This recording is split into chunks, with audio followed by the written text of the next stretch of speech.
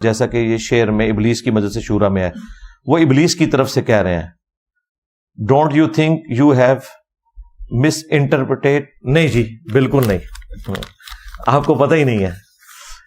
اب جو لوگ ڈاکٹر اقبال کو بابا مانے ہوئے ہیں وہ تو ماننے کے لیے تیار ہی نہیں ہے کہ یہ ان سے ہو گیا، اور یہ جو کچھ انہوں نے کیا ہے غلط نہیں کیا. ڈاکٹر اقبال نے جو کارل مارکس کی تعریف کی ہے میں اس میں ان کے ساتھ ہوں، یہ میں نے انہیں کرٹیسائز نہیں کیا، ذہن میں رکھیے گا، بالکل صحیح تعریف کی ہے انہوں نے. اچھا اب آ جائیں ابلیس کی مجلس شورا میں جو ہے یہ تو ظاہر ہے شاعر نے جب اپنی تھاٹس پبلک تک پہنچانی ہوتی ہے نا تو اس کا کوئی کرینہ اختیار وہ کرتا ہے. جس طرح ڈاکٹر اقبال نے شکوہ جواب شکوہ، اب شکوہ میں وہ اللہ سے شکوہ کر رہے ہیں، جواب شکوہ میں وہ اللہ کی طرف سے جواب دے رہے ہیں. وہ زمانے میں معزز تھے مسلمان ہو کر اور تم خار ہوئے تارک قرآن ہو کر. اب کیا ڈاکٹر اقبال کے اوپر کو وہی آئی تھی کہ اللہ تعالیٰ نے کہا کہ یہ جواب دے میری طرف سے؟ نہیں، شاعر خود سوچتا ہے کہ بھئی یہاں پہ ہمارے سے مسئلہ مس ہینڈل ہوا، اور یہ ان کا شعر بالکل ٹھیک ہے. صحیح مسلم میں حدیث ہے اللہ تعالیٰ اس کتاب کی وجہ سے قوموں کو عروج دے گا اور اس کتاب کی وجہ سے قوموں کو زوال پذیر کرے گا. تو یہ جواب شکوہ کا شعر فٹ ان بیٹھتا ہے مسلم شریف میں. اچھا اسی طریقے سے جواب شکوہ کا آخری شعر ہے کہ محمد سے وفا تو نے تو ہم تیرے ہیں، یہ جہاں چیز ہے کیا لوح و قلم تیرے ہیں. اب یہ بات اللہ تعالیٰ نے نہ قرآن میں اس طریقے سے لکھی ہوئی ہے نہ نبی علیہ السلام نے کہیں فرمائی ہے، لیکن قرآن و سنت کی تعلیمات کا نچوڑ یہی ہے کہ جو شخص اپنے نبی کے ساتھ مخلص ہو گیا اللہ تعالیٰ اس کے حق میں اپنے لوح محفوظ میں فیصلے کرے گا. یہ تو ہر مسلمان کا عقیدہ ہے، لیکن انہی الفاظ کے ساتھ کوئی چیز نہیں اس طرح رپورٹ ہوئی بھی. تو شاعر کا انداز ہوتا ہے چیزوں کو بیان کرنے کا. تو ڈاکٹر اقبال نے جو کارل مارکس کی تعریف کی ہے ابلیس کی مجلس شورا میں، یہ میرے علم میں ہے کہ یہ ابلیس کی مجلس شورا میں انہوں نے تعریف کی ہے، بلکہ مجھے یہ بھی پتا ہے کہ یہ جو اس کا 3 نمبر شاگرد ہے نا اس کے منہ سے یہ بات کہلوائی ہے ڈاکٹر اقبال نے. وہ ڈاکٹر اقبال کوئی شیطانوں کے پاس تو نہیں بیٹھتا تھا، یہ اس کا خود اپنا تخیل ہے نا کہ اس کا چیلا نمبر 1 یہ بولتا ہے، چیلا نمبر 2 یہ بولتا ہے، چیلا نمبر 3 یہ بولتا ہے، چیلا نمبر 4 یہ بولتا ہے، چیلا نمبر 5 یہ بولتا ہے، پھر اینڈ پہ بڑا ابلیس بھی بولتا ہے. تو یہ کہیں ڈاکٹر اقبال وہاں بیٹھے ہوئے تھے اور انہوں نے کوئی ویڈیو ریکارڈ کی ہے؟ نہیں، یہ ڈاکٹر اقبال کا اپنا تخیل ہے جس میں انہوں نے اس دور کے اندر ایک چیز کو پریزنٹ کیا. تو میں نے جو وہ کیسر راجہ بھائی کے ساتھ پوڈ کاسٹ تھی اس میں یہ ڈاکٹر اقبال کے حوالے سے کلیئر کیا تھا کہ آپ انہیں مذہبی شخصیت بنا کے پیش نہ کریں خدا کے لیے. وہ مذہبی شخصیت نہیں ہے، وہ ایک تھنکر ہیں، فلاسفر ہیں، اچھے شاعر ہیں، مذہبی پیشوا نہیں ہے. میں ان کی ذاتی زندگی کی طرف جانا ہی نہیں چاہتا، ورنہ پھر کئی ایک ایسی باتیں ہوں گی کہ کسی کے دل میں میل آ جائے گا. ٹھیک ہے، ہمیں پتا ہے کہ وہ کتنے پریکٹسنگ مسلمان تھے، یہ ہمیں بڑے اچھے طریقے سے پتا ہے.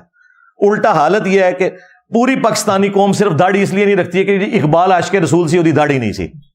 اندازہ کرو، یعنی دین کا تعلق اقبال کے ساتھ ہے یا اس شخص کے ساتھ ہے جس کی قبر مدینے میں صلی اللہ علیہ وآلہ وسلم. کسی شخص کا نبی علیہ السلام کے لیے تعریفی کلمات بول دینا یہ اس چیز کا متقاضی کہاں سے ہو گیا کہ آپ نے اس کی تعلیمات کے پیچھے چلنا ہے؟ نبی علیہ السلام کی شان میں تو غیر مسلموں نے بھی بکس لکھی ہیں، شاعری کی ہے. تو یہ تو نہیں کہ آپ نے ان کو فالو کرنا ہے، بلکہ آپ اچھی بات ان کی طرف سے ایک کوٹ کرتے ہیں کہ جی انہوں نے بھی تعریف کی. تو ڈاکٹر اقبال ایکسٹراڈنری پرسنالٹی تھے، مذہبی پیشوا نہیں تھے. یہ لادہ بات ہے کہ ان کے نام کے ساتھ علامہ اقبال لکھا جاتا ہے. میں مولویوں سے پوچھتا ہوں تم لوگ انجینئر صاحب سے تو ڈگری مانگتے ہو، ڈاکٹر اقبال کے پاس کون سی مدرسے کی ڈگری ہے؟ اسے تو آپ علامہ اقبال کہتے ہو. یہ میں پھکی کے طور پہ کہہ رہا ہوں، میں تو انہیں علامہ سے بھی بڑی چیز مانتا ہوں جو ان کی کنٹریبیوشن ہے.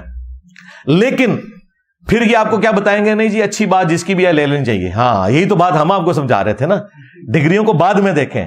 علامہ اقبال بھائی کسی مدرسے کی ڈگری ہے، وہ ڈاکٹر اقبال ہیں، ڈاکٹریٹ انہوں نے کی ہے، گوروں سے علم حاصل کیا ہے. اجمیر شریف سے، بغداد شریف سے انہوں نے کوئی علم حاصل نہیں کیا. اور وہ اس بڑے لیول پہ جو پہنچے ہیں وہ مسلمانوں کے معاشرے کی آؤٹ پٹ نہیں تھے، یہ ذہن میں رکھیے گا. ڈاکٹر اقبال کا اگر ایکسپوئر یورپ کے ساتھ نہ ہوتا تو اتنی بڑی پرسنالٹی وہ کبھی بھی نہ بنتے. اس زمانے میں جرمنی تو ایک سمجھ لے ایک گڑھ تھا اس اعتبار سے کہ بڑے بڑے فلاسفرز وہاں پہ پیدا ہوئے، اور ظاہر ہے وہ ان کی بکس بھی پڑھتے تھے، پھر انہوں نے ڈاکٹریٹ بھی کی، ان کے ٹیچرز میں بھی بڑے بڑے کوالیفائڈ لوگ تھے، اور انہوں نے ان چیزوں کو پھر امپلیمنٹ کیا اور بڑے اچھے انداز میں. جس طرح آپ دیکھیں میری تعلیم تو ساری میکینیکل انجینئرنگ کی ہے، اسلام تو میرا شوق تھا الحمدللہ. میں نے تمام علماء کی کتابیں پڑھی، تمام فرقوں کے علماء کو سنا، پھر کاؤنٹر ویریفائی کیا بکس کے ساتھ، اور پھر میں نے ایک آپٹیمل سولوشن پبلک کے سامنے رکھا. تو آج بڑے بڑے علماء بھی فیل ہیں، کہتے ہیں انجینئر کہاں سے چیزیں نکالتا ہے؟ بھئی وہاں سے نکالتا ہے جہاں سے آپ کو نکال کے بتانی چاہیے تھی، جو لوگ تنخواہیں کھا رہے تھے اس چیز کی. ہماری مثال اس شخص کی سی ہے جو آپ کو آ کے بتاتا ہے کہ دیکھو قرآن میں سورہ البقرہ کی آیت نمبر 279 میں لکھا ہے جو سود کھاتا ہے اللہ اور اس کے رسول کا اعلان جنگ ہے اس کے خلاف عز وجل وصلی اللہ علیہ وآلہ وسلم. اب آپ ہم سے یہ نہ پوچھیں کہ آپ کی ڈگری کہاں ہے، آپ سورہ بقرہ کی آیت نمبر 279 پڑھ لیں، اگر نکل آئے تو مان لیں، اور آپ کہیں نہیں لکھی تو یہ، لیکن چونکہ تیرے پاس ڈگری نہیں، میں نے یہ آیت بھی نہیں ماننی، تو بھائی آپ کافر ہو جائیں گے. اور پھر ڈگری کی اوقات یہ ہے کہ بریلویوں کی ڈگری دیوبندی نہیں مانتے. ہاں، کیا دیوبندی عوام الناس ڈاکٹر طاہر القادری کو عالم مانتی ہے؟ وہ کہتے ہیں دجال ہے، الیاس قادری دجال ہے. تمہارا جاہل بھی دوسرے فرقے کے عالم کو کہتا ہے گمراہ، یعنی اس کا مطلب ہے تمہارا جاہل بھی اتنا بڑا عالم ہے کہ دوسرے فرقے کے عالم کو بھی گمراہ سمجھتا ہے. اے ٹوٹل تہاڈی کتے دی بھی اوقات تہاڈی ڈگری دی نیچے بچدی. اے جو ڈگری دی گل کرے نا کوئی دیوبندی تو ان کو ہاں اس لیے میں ڈاکٹر طاہر القادری صاحب کو فالو کرتا ہوں، تو سیدھے ہی دیکھو الٹی کرے گا اس ٹائم، کہے گا وہ تو گمراہ ہے. اور اگر کوئی بریلوی بات کر رہا ہوں نا ڈگری کی تو آپ کے میں اس لیے طارق جمیل صاحب کو فالو کرتا ہوں، کہے گا وہ تو ہے گمراہ ہے. اے ٹوٹل اوقات جنہاں دی ڈگری دی.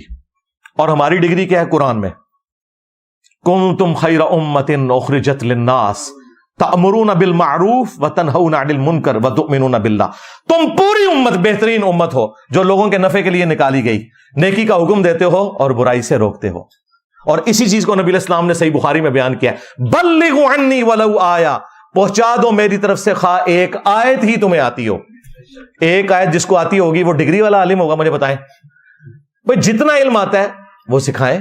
علم دین حاصل کرنا ہر مسلمان مرد و عورت کے اوپر فرض ہے نا. کہتے ہیں جی وہ دیکھیں جی ڈاکٹر کی ڈگری جس کے پاس ہوگی اسی سے آپ آپریشن کروائیں گے. او بھائی میں آپ کا آپریشن کرنے کے لیے یہاں نہیں بیٹھا ہوا، لہذا بات ہے کہ میں نے آپ کے بزرگوں کے بھی آپریشن کر دیے اللہ کے فضل سے. تو بات یہ ہے کہ ڈاکٹر انجینئر کی مثال دینا اس لیے غلط ہے کہ وہ ہر بندے پہ بننا واجب نہیں ہے، لیکن علم دین ہر بندے کے اوپر واجب ہے، خواہ وہ ڈاکٹر ہے، انجینئر ہے، عالم ہے، جاہل ہے. اتنا علم حاصل کرنا اس کے اوپر واجب ہے جس سے وہ اپنی 24 گھنٹے کی زندگی گزار سکے. میرا تو یہ دعویٰ ہے کہ ہر مسلمان ہی عالم ہے. اگر مسلمان عالم نہیں ہے نا تو وہ مسلمان ہی نہیں ہے. جس کے پاس نماز کا علم ہے وہ نماز کا عالم ہے، جس کے پاس وضو کا علم ہے وضو کا عالم ہے. آپ کہتے ہیں نہیں سارا، وہ سارا تو تھوڑے مفتی کو بھی کوئی نہیں. ہاں 1000 سے زیادہ آیات سائنٹیفک فیکٹس کے اوپر ہے، اور تمہارے علماء کو تو سائنس کی الف بے نہیں آتی ہے. وہاں پہ پھر آپ کہتے ہیں نہیں وہ قرآن میں لکھا ہے فَاسْأَلُوا أَهْلَ الذِّكْرِ إِن كُنتُمْ لَا تَعْلَمُونَ. اگر تمہیں علم نہ ہو تو اہل ذکر سے پوچھو. ایسٹرونومی کی باتیں قرآن میں ایک ایسٹرونومی کی فیلڈ کے بندے سے پوچھیں گے. ایمبریولوجی کی باتیں جو ہیں ایک ایمبریولوجی کی فیلڈ کے بندے سے پوچھیں گے.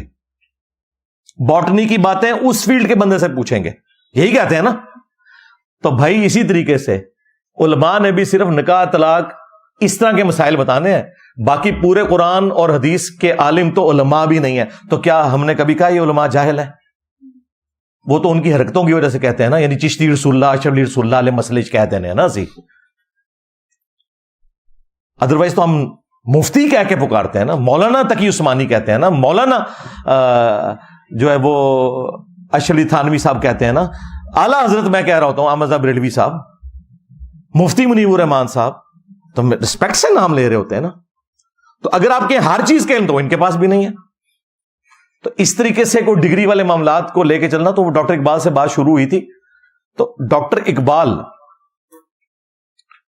اگر کوئی بات قرآن و سنت کے مطابق کریں وہ آپ ضرور لے لیں، ڈاکٹر اقبال تو بڑی پرسنالٹی ہیں. صحیح بخاری میں حدیث ہے, شیطان نے انسانی شکل میں آ کے آیت الکرسی کا وظیفہ دیا تھا. نبی علیہ السلام نے فرمایا اے ابو ہریرہ 3 راتوں سے جو تیرے پاس آ رہا ہے نا وہ شیطان ہے. لیکن بات اس نے سچی کی ہے کہ جو رات کو آیت الکرسی پڑھ کے سو جائے صبح تک ایک اللہ تعالیٰ فرشتہ اس پہ مامور کر دیتا ہے جو اس کی حفاظت کرتا ہے. تو ہمیں تو اسلام نے یہ کہا کہ شیطان کی بھی سچی بات کی تصدیق کرنی ہے.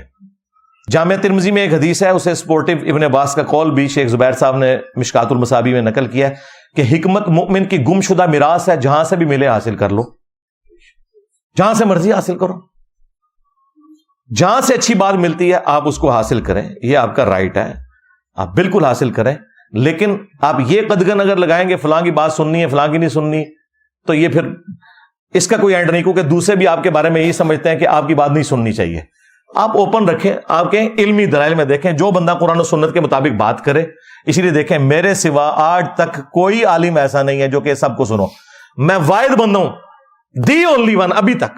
اور میری ضد بھی آ کے تسی تھوڑی جرت کر لو, ایک کہہ دو, میری ضد میں آ کے بھی کبھی نہیں کہیں گے کہ سب کو سنو. تو مجھے کیوں نہیں فکر ہے, میں تو کہتا ہوں ان کو سنو. مجھے پتا ہے کہ سنو گے تو میمز ہی بناؤ گے, کیونکہ یہ تو قرآن و سنت تمہیں نہیں بتائیں گے, ہم نے آپ کو قرآن و سنت بتانے. ہم اپنے دین کے اوپر اتنے محکم ہیں اور ان دلائل کو اتنا محکم سمجھتے ہیں, ہمیں پتا ہے ہمیں کوئی خطرہ نہیں. انہیں خطرہ ہے کہ جو انجینئر کو سنے گا ساڑھے بابیا تو گیا. تو ڈاکٹر اقبال کی میں نے تعریف اسی لیے کی تھی کہ ان میں حوصلہ تھا. لیکن ایک میں نے ان کی کمزوری اس حوالے سے ہائی لائٹ کی تھی کہ وہ متاثر ہوتے تھے, اس میں کوئی شک نہیں. وہ صوفیاء سے بھی بہت متاثر رہے. شیخ احمد سرندی کے بارے میں انہوں نے پوری نظم لکھ دی, حاضر ہوا میں شیخ مجدد کی لحد پر. اور پھر وہ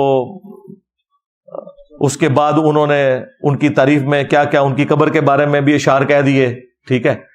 اور وہ مطلب متاثر ہوتے تھے. لیکن جب ان کو غصہ آیا ہوتا تھا صوفیاء پہ, پھر وہ یہ بھی کہتے تھے نکل کر خانقاہوں سے ادا کر رسم شبیری. تو وہ ہر طرف جو اچھی چیز وہ دیکھتے تھے. ہم حسن ظن رکھتے ہیں جو اچھی چیز تھی وہ تعریف کرتے ہوں گے, اور جب ان کو کوئی چیز بری نظر آتی ہوگی تو انکار کر دیتے ہوں گے. تو کارل مارکس کے حوالے سے بھی جو میں نے بات کی تھی, وہ انہوں نے تعریفی کلمات, وہ چیلا نمبر 3 نے جو بات کی ہے, وہ چیلا نمبر 3 نے آ کے ڈاکٹر اقبال کے کان میں بات نہیں ڈالی ہے, یہ ڈاکٹر اقبال کا تخیل ہے. اچھا, وہ کہتے ہیں نہیں, وہ چونکہ شیطان کی بات انہوں نے کوٹ کی ہے اس لیے وہ ان کے کھاتے میں آپ نہ ڈالیں. تو پھر پھکا لے لیں, اسی ابلیس کی مجلس شورا کے اینڈ پہ جا کے پھر بڑا شیطان میدان عمل میں اترتا ہے, اور وہ نبی علیہ السلام کے لیے تعریفی کلمات کہتا ہے, اور وہ کہتا ہے کہ اپنے چیلوں سے کہ خیال رکھنا ہے کہ انسانیت نبی علیہ السلام کی تعلیمات سے کہیں بہرہ مند نہ ہو جائے, ادروائز ہمارا سارے کے سارا مشن فلاپ ہو جائے گا. تو پھر یہ بھی کہو کہ یہ بھی ابلیس نے کہا ہے, اور تمہارا عقیدہ بالکل اس کے اپوزٹ ہے. کیا بڑا پھکا دیتا ہے میں. ابلیس کہہ رہا ہے اپنے چیلیاں نو دھیان کرنا نبی علیہ السلام کی تعلیمات سے کوئی متاثر نہ ہو جائے. تو اس کا مطلب یہ ابلیس تعلیمات دے رہا ہے؟ نہیں, ڈاکٹر اقبال نے سکھایا کہ ابلیس کی پوری کوشش ہوگی کہ نبی علیہ السلام کے قدموں تک نہ پہنچنے دے.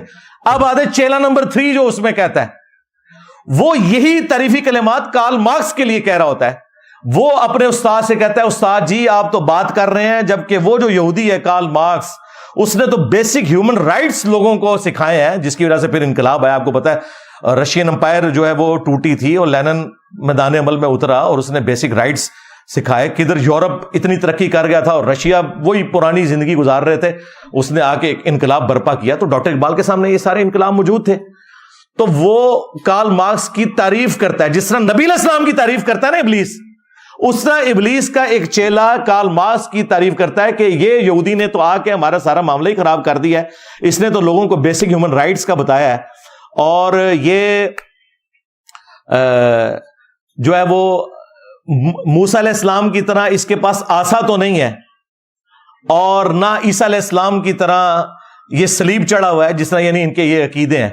لیکن یہ اگرچہ پیغمبر تو نہیں, لیکن اس کے پاس کتاب ہے وہ ڈاس کیپیٹال, یعنی اس کتاب نے انقلاب بھرا ہے دنیا میں. تو یہ اپنے وہ بڑے کو شکایت لگا رہا ہے کہ دیکھو ہمارے مشن کو ناکام کر دیا کارل مارکس نے. تو مجھے بتائیں یہ ڈاکٹر اقبال ہی بول رہے ہیں نا. اگر آپ کہتے ہیں وہ نہیں بول رہا, تو پھر آگے بھی جا کے جو ابلیس تعریف کر رہا ہے نبی علیہ السلام کی, وہ بھی پھر کہیں کہ ابلیس ہی بول رہا ہے, ڈاکٹر اقبال نہیں بول رہا. ایک ٹکٹ میں 2 مزے تو نہ کرو. وہ سمجھا رہے ہیں. اچھا، اور یہ بات سب کو پتا ہے، ایک خام خانہ ڈاکٹر اسرار نے یہ حرکت نہیں کی ہے. ڈاکٹر اسرار صاحب نے جب ابلیس کی مجلس شورا پڑھی ہے نا، اس میں انہوں نے پھر تعریفی کلمات بولے ہیں کارل مارکس کی کتاب ڈاس کیپیٹال کی. ان کا کہ یقیناً یہ بہت غیر معمولی کتاب تھی جس نے دنیا میں انقلاب برپا کیا. روح سلطانی رہے باقی تو پھر کیا اضطراب ہے، مگر کیا اس یہودی کی شرارت کا جواب، وہ کلیم بے تجلی، وہ مسیح بے صلیب، نیست پیغمبر و لیکن در بغل دارت کتاب. اب یہ کس کی طرف اشارہ ہو رہا ہے؟ کارل مارکس کی طرف. یہودی، جرمنی کا رہنے والا، 1818 میں پیدا ہوا ہے. اس کے دماغ میں وہ سب کمیونزم سوشلزم کے جو خیالات تھے ان کے بنا پر جرمنی والوں نے نکال دیا جلا وطن.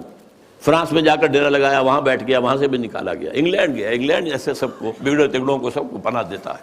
وہاں وہ ڈاس کیپیٹال کی تکمیل ہوئی ہے، جس کی بنیاد پر پھر یہ کہ انقلاب آیا، بولشوک ریولوشن رشیا کے اندر. وہ کہتا ہے کہ یہ تو ایک نیا انقلاب آ رہا ہے، یہ سرمایہ داری کی جڑ کٹ جائے گی، نظام بدل جائے گا. ہم نے جو بھی شیطنت کے پنجے جس طرح کا شکل میں گاڑے ہیں ان میں سے ایک بڑا پنجہ وہ بھی ہے. مگر کیا اس یہودی کی شرارت کا جواب، وہ کلیم بے تجلی، وہ مسیح بے صلیب، نیست پیغمبر ولیکن در بغل دارت کتاب. داس کیپیٹال ایک کتاب تو اس کے اندر ہے. واقعتاً اس کتاب میں بہت تاثیر تھی، اس میں کوئی شک نہیں. اس کتاب نے ذہنوں کو مسخر کیا ہے، کیپچر کیا ہے، موٹیویٹ کیا ہے. داس کیپیٹال ایک کتاب تو اس کے اندر ہے. واقعتاً اس کے